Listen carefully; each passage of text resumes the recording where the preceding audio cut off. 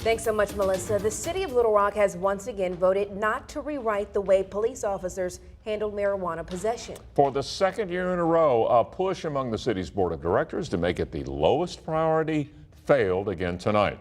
And our David Lippman shows us why. Craig, Marlisa, it was an attempt to clear up space in the jail, save resources for the police, and stop cycles of poverty and crime. But the new police chief said the same thing his predecessor did last year, and by a 5-4 vote, the board agreed.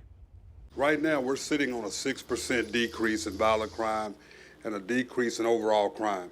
So apparently we have been putting our resources somewhere else. But City Director Ken Richardson wanted that allocation of resources put into writing to say that marijuana possession would be the lowest priority for law enforcement.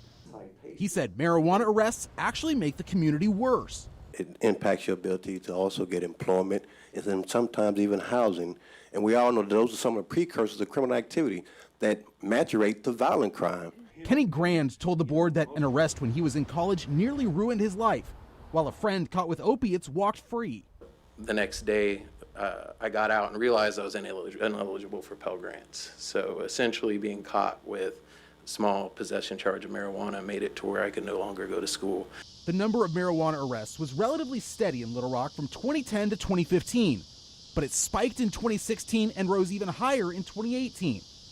LRPD Chief Keith Humphrey said he shouldn't be judged on what happened before he got the job. I'm seeing more citations, I'm seeing more cite and releases, and I'm seeing more, hey, just go home. I'm seeing more of that. But ultimately, he argued that putting this on the books as a city law would hamper his officers' ability to do their job. Because officers do have discretion. You never want to take those discretions away from officers. However, you hope and pray as a police chief that the officers are following the rules of the law.